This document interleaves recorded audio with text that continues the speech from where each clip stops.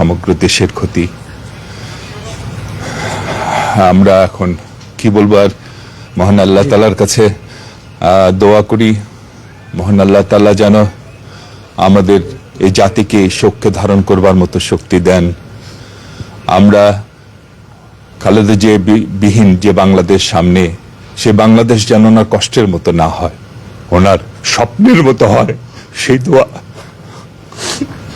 আজকে আমরা করছি। মহান আল্লাহ তাআলার কাছে এই জাতিকে তুমি এই শোককে ধারণ করবার মতো শক্তি দাও, সামনের দিকে চলার তুমি দিক নির্দেশনা দাও। মহান আল্লাহ, আমরা আমাদের অভিভাবককে হারিয়েছি, তুমি আমাদের পথভ্রষ্ট করো না।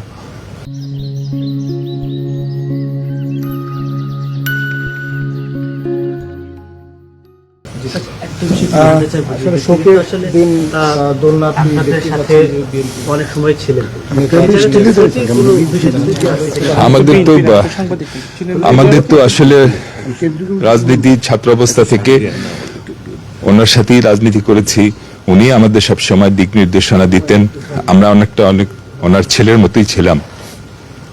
তো আজকে আমরা ঠিক নিজের মাকে হারালে যেমন লাগে, ঠিক সেরকমই আমাদের অনুভূতি হচ্ছে। আমরা মনে হচ্ছে যে আমরা অনেক কিছু হারিয়ে ফেলেছি, আমাদের জীবনের সর্বশ্রেষ্ঠ সম্পদ যেন আমরা হারিয়ে ফেলেছি।